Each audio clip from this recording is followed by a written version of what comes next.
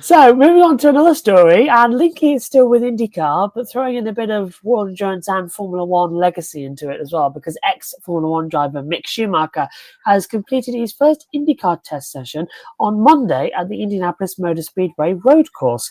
Schumacher tested the number 75 Honda for Rahal Letterman Lanigan Racing, and according to Marshall Pruitt from Racer.com, the son of former Formula One legend Michael Schumacher, he was the third fastest of 7 drivers who participated in the off-season test session.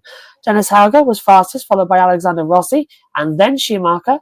The 26-year-old German driver spoke with the media attending the test session and told them that he's spoken to several IndyCar drivers in the last few years, which helped him conclude that racing in America might be a good career move for him.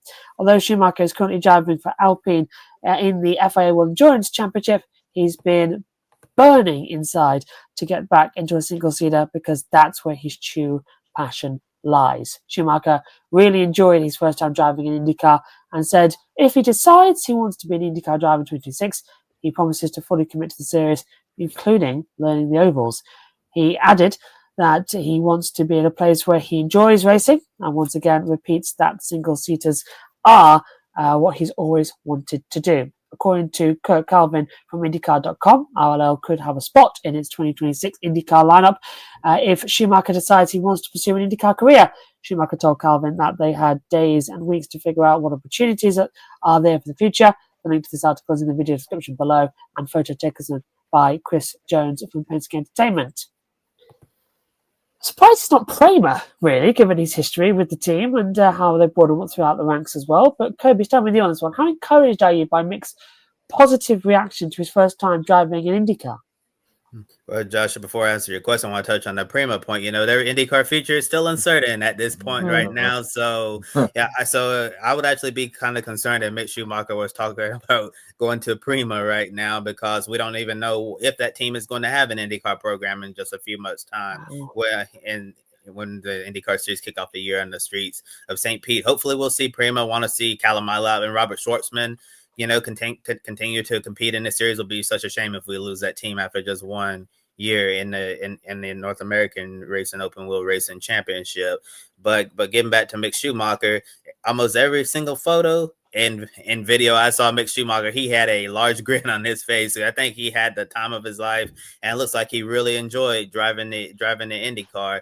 And I'm hopeful that he'll enjoy this. That he enjoyed this so much that after taking some time to think about it and sleep on it, that he'll decide that yes, I wanted my time in Formula One to last longer than it did, and I wanted to get a second chance. But sometimes it's just not meant to be. And if he comes to IndyCar, that's basically going to be sealing the door shut to him ever going back to Formula One. But I think that might be a good thing for Mick, to carve his own path in IndyCar. We already know what his father's legacy was in Formula One, which is absolutely incredible. And Mick can come over to American IndyCar and be his own driver, and build his own legacy in America. I think it would be really good to have him in the IndyCar series. And if we get confirmation that he's going to be in IndyCar next year, we'll talk more about him on this show in the weeks and months ahead. But as you can see by all the media coverage and all the content IndyCar has been putting out on Mick Schumacher, that he's going to bring a lot of eyeballs to this series if RLL is able to get the deal done, and bring him into their driver lineup. I know the situation with Devlin DeFrancesco might be a little tricky. We don't exactly know what the details of Devlin's contract is. I know there have been rumors of a potential exit clause in his contract related to his lack of performance that could be exercised, or who knows, we've seen IndyCar court happen before, and maybe, this is a situation that might end up in a courtroom if they try to get rid of Devlin and add Mick in. But if I'm RLL, if I'm Honda, I'm doing absolutely everything I can to get Mick Schumacher in my IndyCar next year, because it's gonna bring more attention to the team. It's gonna bring more attention to the series, to all the sponsors. It would just be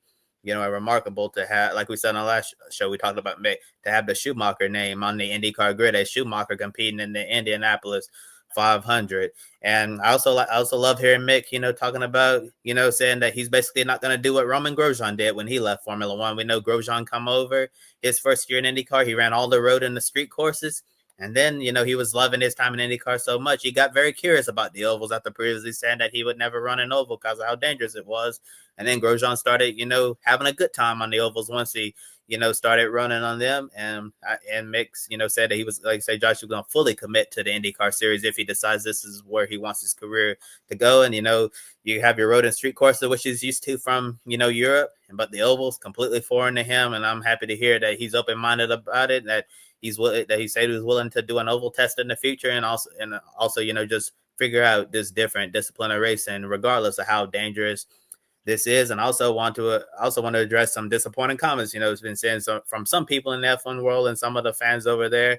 I know some people brought up comments that Michael Schumacher made, I believe, in the early 2000s. About he said some not so kind things about the IndyCar series and how he would basically never race on an oval because of how dangerous that is. And seeing comments, about Mick wanting to go to IndyCar from people, they were saying things like, "Why, after your father said that about the series, why would you want to go do this?" And then you had his uncle Ralph coming out and saying, like, if my son David wanted to race IndyCar, I would put a stop to it because of how dangerous this is and all of that. I just want to say, Mick Schumacher is a grown man. He can do whatever he wants with his racing career, and if he wants to come to IndyCar, he wants to race on an oval, let him do that and let him be happy, because he said at the end of the day, he just wanted to enjoy his racing. He loves single seaters.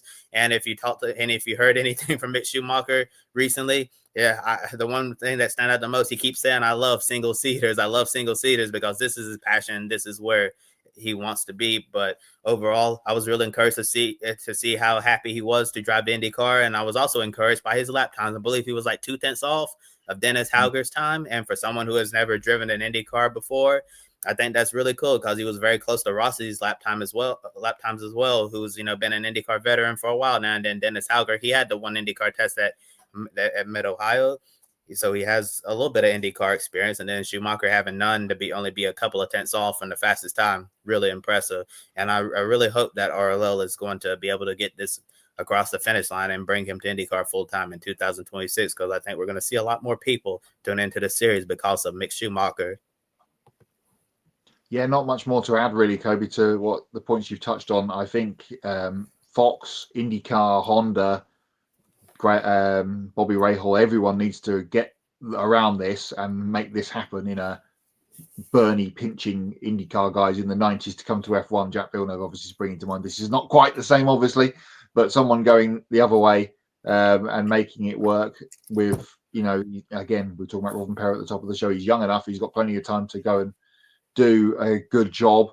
There was someone had mocked up, I saw on X, Twitter, a picture of Michael in the Ferrari crossing the yard of bricks, and there was the shot of Mick just slightly behind him doing the same, as if they were having a race down the front straight at IMS, which is a very cool picture. But for IndyCar to have the Schumacher name in their series full time, I think Mick would throw himself into it, properly, as you said about with the ovals, and he's mentioned that. So really good.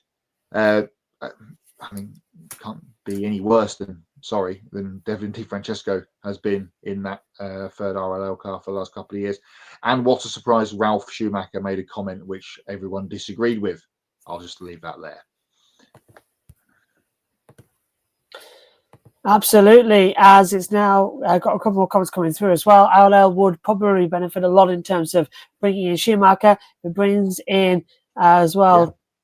Yeah, Mick Joy, it's a huge win for IndyCar. I agree. Yeah, if it does bring Mick Joy in, is that going to be good in terms of a mentality that Formula One is door closed, let's go win the Indy 500? Because it's on the driver's bucket list, isn't it? Of the three you want to win is Monaco, Le Mans, and Indy. And Mick would have done all three. He would have raced all three as well. Yeah, because he's been at Le Mans, of course, this year with Alpine. So, yeah. I think it works. Okay.